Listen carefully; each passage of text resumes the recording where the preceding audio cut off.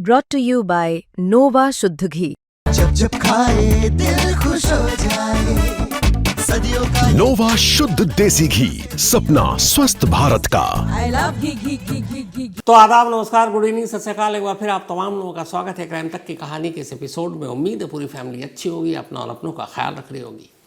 पूरे 4 हफ्ते, करीब 4 हफ्ते बाद आखिरकार रावलपिंडी की अडियाला जेल से वो खबर आ गई जिसका हर एक को इंतज़ार कर रहा था।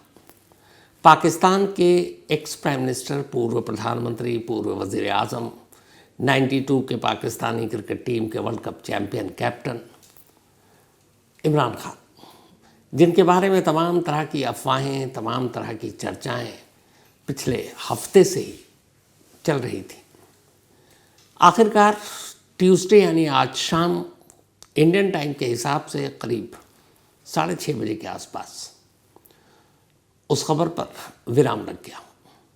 इमरान खान बिल्कुल ठीक है, जिंदा है, सेहतमंद है, लेकिन हाँ, उन्हें जेल के अंदर अकेले रखा गया है और उन्हें मेंटली टॉर्चर किया जा रहा है। और ये मेंटली टॉर्चर कोई और नहीं कर रहा है बल्कि पाकिस्तान के army chief field marshal Asim Munir वो कर रहा है। वही आसिम मुनीर जिसके बारे में ये चर्चा थी कि पाकिस्तान के CDF बनाने की तैयारी की जा रही है, चीफ ऑफ डिफेंस फोर्स, यानी वहाँ की तीनों सेनाओं का एक तरह से बॉस जो सबके साथ तालमेल बिठा सके। लेकिन अचानक हुआ ये कि 29 नवंबर को इस बारे में नोटिफिकेशन जारी हुआ और जो इससे पहले के पोस्ट था वो खाली था, अभी भी खाली पड़ा हुआ है। और कहते हैं ये हैं कि इस भर्ती का ऐलान करना था, आसिम मुनीर को बनाना था CDF, उससे पहले ही पाकिस्तान के प्राइम मिनिस्टर शहबाज शरीफ पहले गल्फ़ निकले और उसके बाद बिना किसी प्लान के, किसी पर्सनल वजह से लंदन चले गए, जबकि उन्हें दस्तखत करना था और उन्हें आसिम मुनीर को ये नया CDF बनाना था। तो उन्होंने ये सब कुछ किया नहीं और यहीं से पाकिस्तान में सुगबुगाहट है कि क्या आसिम मुनीर और अब शहबाज शरीफ के बीच सब कुछ ठीक ठाक है, क्या आसिम मुनीर तख्ता पलट की तैयारी में है।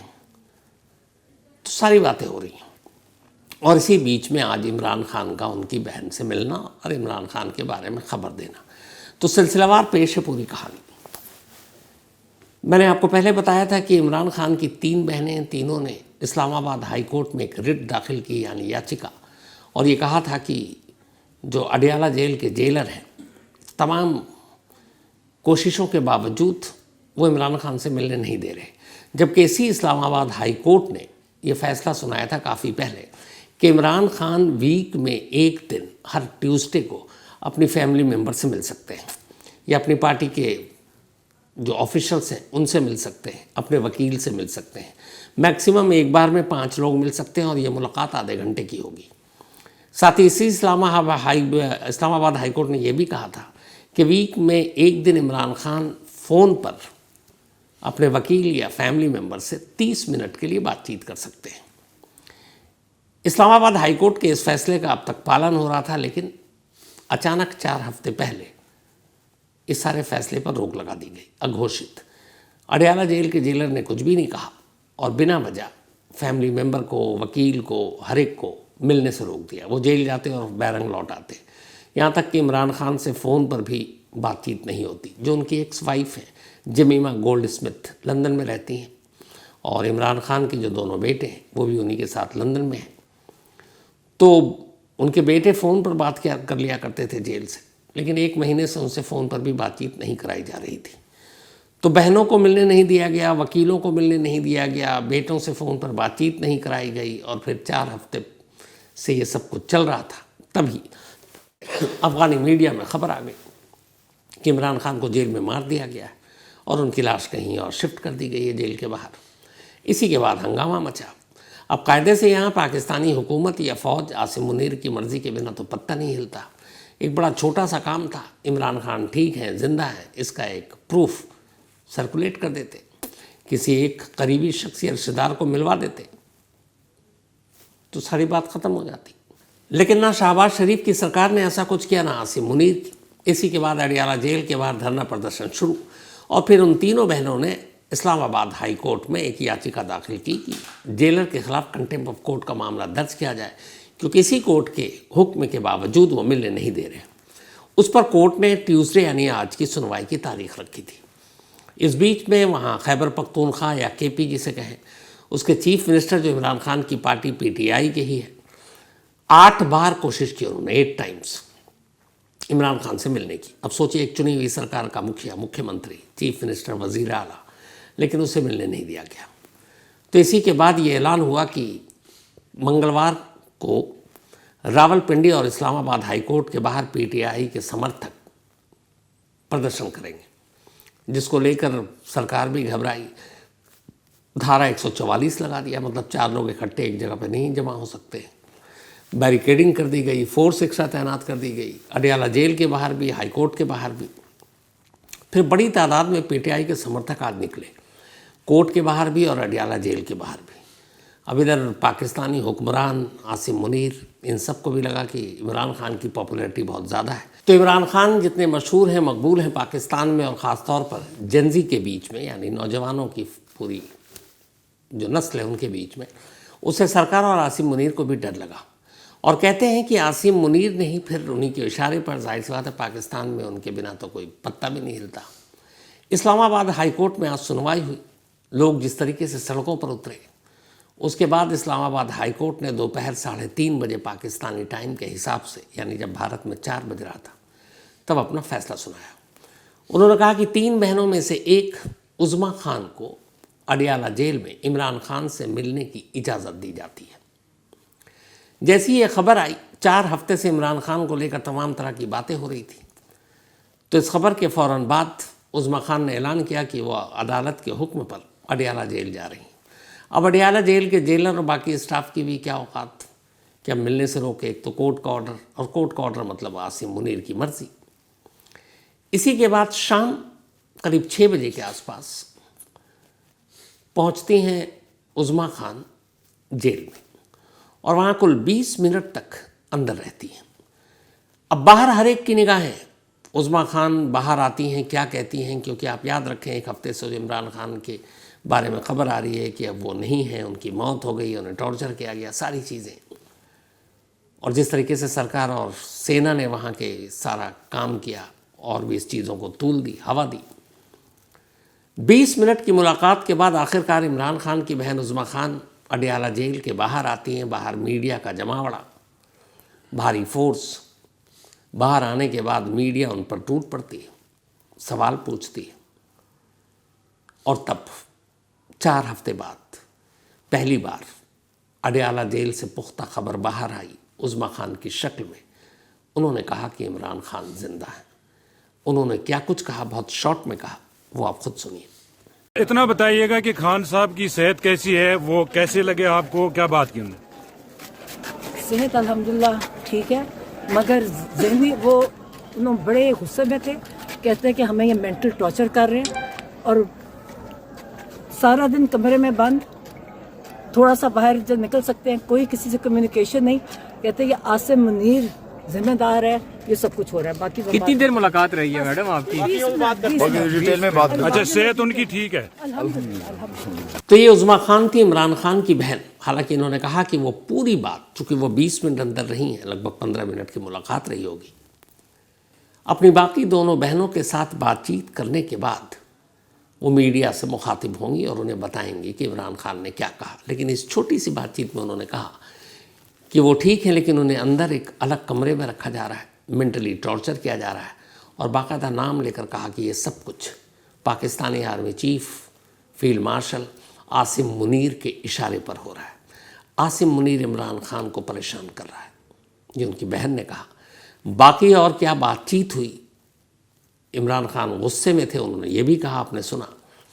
तो तीनों बहनें जब मीडिया के सामने आएंगी तब इस बात का खुलासा होगा। तो खैर, कम से कम उज़्मा खान की बात पर हम सब भरोसा कर सकते हैं, क्योंकि वो इमरान खान की सगी बहन है, कि इमरान खान जिंदा है, सही सलामत है, स्वस्थ है और जेल में है। अब सवाल ये है कि अगर ये सारी चीज़ें पता थी पाकिस्तानी हुकूमत को, आसिम मुनीर को, तो इतने दिनों तक इसको हवा लगने क्यों दी? बड़े आसान सा काम था, फ़ौरन इस खबर को दबा सकते थे उसी वक्त।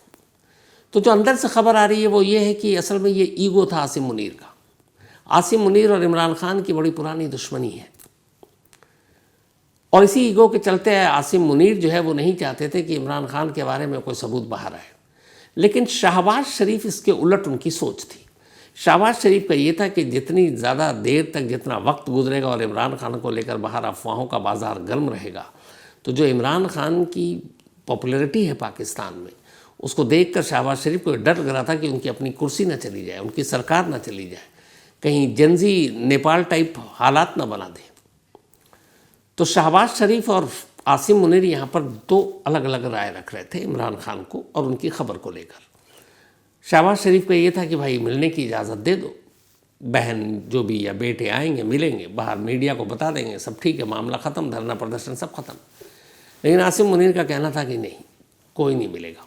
और इसकी वजह ये थी जो मैंने आपको पहले भी बताई कि 4 हफ्ते पहले इमरान खान ने जब आखिरी मुलाकात हुई थी उनके अपने रिलेटिव से, तब उन्होंने एक मैसेज भेजा था जो बाहर आकर उनके रिलेटिव ने सोशल मीडिया प्लेटफॉर्म पर पीटीआई के बैनर तले पब्लिश किया, जिसमें उन्होंने सीधे सीधे आसिम मुनीर पर तमाम तरह के संगीन इल्ज़ाम लगाए थे कि आसिम मुनीर पाकिस्तान में आसिम लॉ लाना चाहता है, मतलब तानाशाही वाले कानून।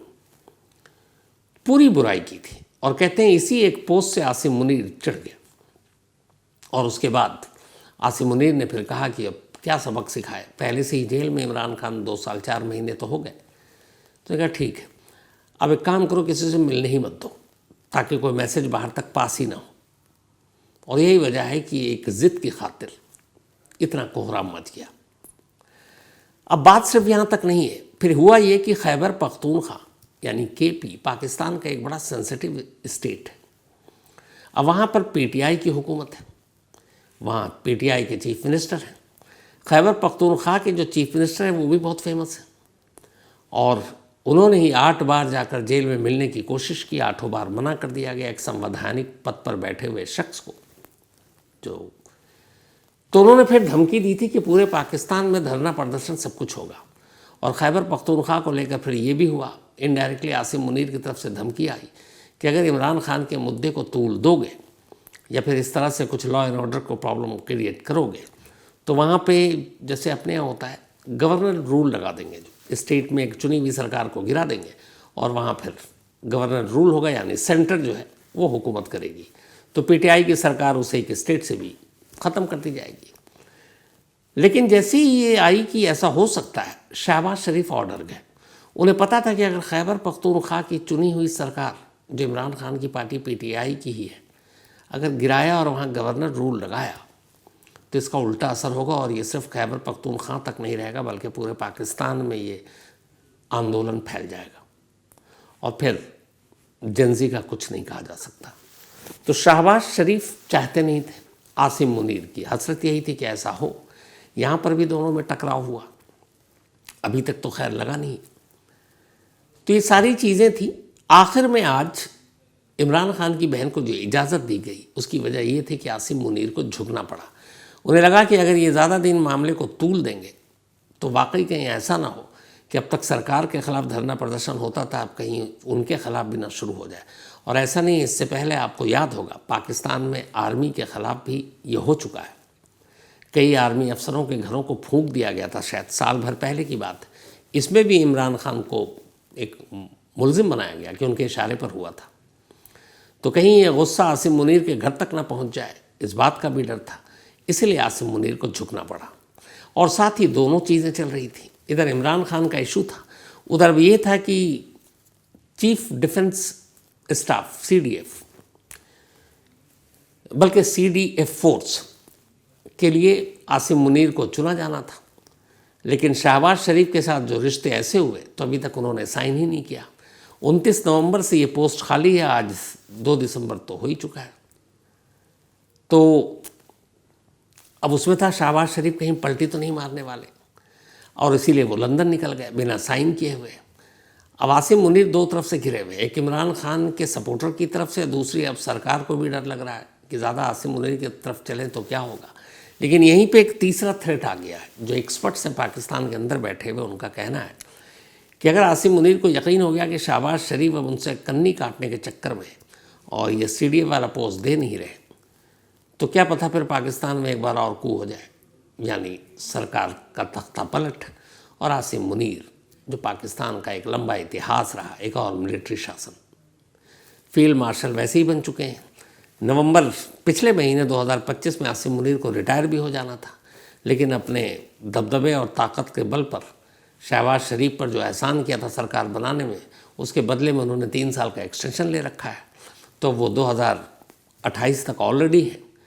लेकिन अगर वो ये CDF बन जाते तो फिर 2030 तक कोई इनको हिला नहीं सकता था। फील्ड मार्शल वैसे ही बने हुए हैं। तो पाकिस्तान में थोड़ा सा गणित जो है वो अब उलट पुलट चल रहा है, और उसकी वजह यही है कि आसिम मुनीर और अब उस सरकार के बीच में भी थोड़ी सी ठन गई है, दोनों के बीच ठीक नहीं है। और इसी वजह से अब एक ये भी कहा जा रहा है, जो पाकिस्तान का इतिहास है, हालांकि इस सरकार को साल भर भी नहीं हुए, कि कोई भी सरकार अपनी हुकूमत 5 साल की पूरी नहीं कर पाती है। तो क्या पाकिस्तान में एक और तख्ता पलट होना है? क्या आसिम मुनीर CDF का गुस्सा शहबाज शरीफ की सरकार पर उतारेंगे? तो इमरान खान वाला भी मसला तो उनकी बहन ने बता दिया आकर के ज़िंदा है, लेकिन तीनों बहनें जब प्रेस कॉन्फ्रेंस करेंगी और ये है कि वाकई एक पॉलिटिशियन को, एक पॉलिटिकल कैदी है वो, एक अलग सेल में, उनके बेटे ने तो कहा कि डेथ सेल में रखा गया है, तो क्या जो अलग सेल उनकी बहन बात कर रही हैं वो डेथ सेल ही है? तो आप एक 14 साल जिसको सज़ा दी गई हो करीब 100 अलग अलग मामलों में, जो करप्शन से लेके बाकी चीज़ें हैं, तो ऐसे आम मामलों में सज़ा याफ्ता कैदी को आप फांसी घर में नहीं रख सकते, डेथ सेल में नहीं रख सकते। उसके लिए सिर्फ और सिर्फ फांसी पाए हुए मुजरिम को ही आप वहाँ पर ले जा सकते हैं। और मेंटली टॉर्चर की बात है, अगर इमरान खान के जेल में अंदर हुए जुल्म सितम की कहानी उनकी बहनों की ज़ुबानी बाहर आ गई, तो इसका भी रद्द अमल पाकिस्तान में होगा, इसका असर पाकिस्तान में होगा। तो अभी आने वाले कुछ दिनों में मालूम नहीं पाकिस्तान में क्या क्या हो, लेकिन अच्छी खबर ये आई, जो अफवाहों का बाज़ार था इमरान खान को लेकर, उनके बेटे ने फिर एक राइटर को एक इंटरव्यू दिया था। पहला तो उन्होंने जो सोशल मीडिया पे पोस्ट डाला था एक्स पे, वो आपको पहले बता चुका हूँ, पढ़ के सुना चुका हूँ। आज उन्होंने जो राइटर को इंटरव्यू दिया उसमें उन्होंने कहा था कि उनके पास बीते महीने भर से ऐसा एक भी सबूत नहीं है जिसके दम पर वो कह सकें कि उनके वालिद ज़िंदा है। उन्होंने ये भी कहा कि उन्हें टॉर्चर किया गया है, जो उनके पास खबरें आ रही हैं। तो ये तमाम तरह की बातें थीं, पर इमरान खान ज़िंदा हैं, इसमें अब कोई शक नहीं, क्योंकि उनकी बहन की बातों पर हमें यकीन करना होगा। लेकिन बाकी 20 मिनट की बातों में और क्या क्या हुआ ये भी जल्दी सामने आ जाएगा और फिर असली कहानी सामने आएगी। अब पाकिस्तान में एक और भी मुहिम शुरू हो गई कि इमरान खान को बरी करो। इंटरनेशनल संगठन से भी वहाँ के लोग ये मांग कर रहे हैं, तो सरकार पर यह भी दबाव है। और कमाल देखिए इस देश का कि जब जनरल इलेक्शन हुआ था 2024 में, तो यही आसिम मुनीर थे जिन्होंने पाकिस्तान तहरीक इंसाफ यानी PTI, जिसके सदर इमरान खान हैं, उनकी पार्टी के चुनाव लड़ने पर रोक लगा दी कोर्ट के ज़रिए। तब PTI तो थी नहीं, अब मुकाबला किस में होगा? तो एक पाकिस्तान मुस्लिम लीग जिसके बॉस हैं नवाज शरीफ और उनके भाई शहबाज शरीफ, और दूसरे पाकिस्तान पीपल्स पार्टी जो बेनज़ीर भुट्टो की पार्टी, जिनको अब बिलावल भुट्टो चला रहे हैं उनके बेटे।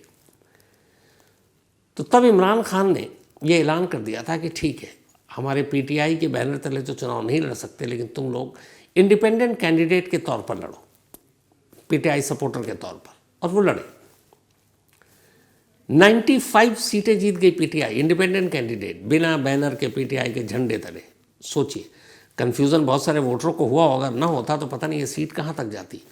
लेकिन बिना PTI के झंडे तले इमरान खान के नाम पर आज़ाद उम्मीदवार के तौर पर चुनाव लड़े 95 कैंडिडेट वहाँ के पार्लियामेंट में पहुँच गए। जो दूसरी पार्टी थी सबसे बड़ी, वो मुस्लिम लीग यानी नवाज शरीफ की थी, 75 सीट जीती। मानी नवाज शरीफ के मुस्लिम लीग के बैनर तले, झंडे तले जो चुनाव लड़े तो 75 MP जीते। तीसरी पार्टी बनी बेनज़ीर भुट्टो या बिलावल भुट्टो की पार्टी पाकिस्तान पीपल्स, 54 सीट्स। तो आप सोचिए, सबसे बड़ी तादाद थी इंडिपेंडेंट 95 बल्कि 97 सीट।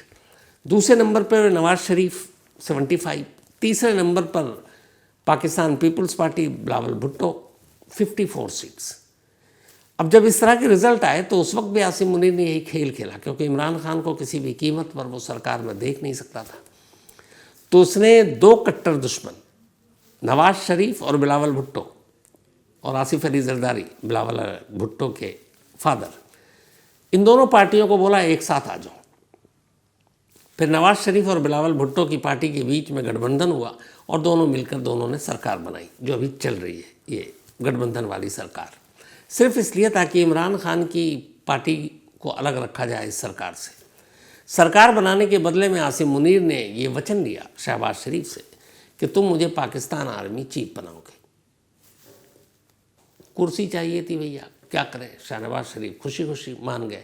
नवाज शरीफ को भी कहा कि चलो बहुत हो गया, अब तुम अब तक कहाँ बनवास काट रहे हो, लंदन में लौट आओ, हम तुम्हें कुछ नहीं करेंगे। नवाज शरीफ भी पाकिस्तान में 97 सबसे बड़ी पार्टी सरकार में नहीं है, और जो कम सीटें लाई वो सरकार में है, क्योंकि आसिम मुनीर यही चाहता था। और फिर बदले में आसिम मुनीर को न सिर्फ आर्मी चीफ बनाया गया, बल्कि इसी शहबाज शरीफ ने फील्ड मार्शल बना दिया। अब CDF बनाने की बात चल रही है, जिसकी वजह से शहबाज शरीफ को लंदन जाना पड़ा ताकि साइन ना करना पड़े। तो अब ये इलामत है, ये निशानी है कि अब ठीक ठाक नहीं है इस सरकार और आसिम मुनीर के बीच में भी। आने वाले वक्त में क्या होगा, जो भी होगा आपको अपडेट देते रहेंगे।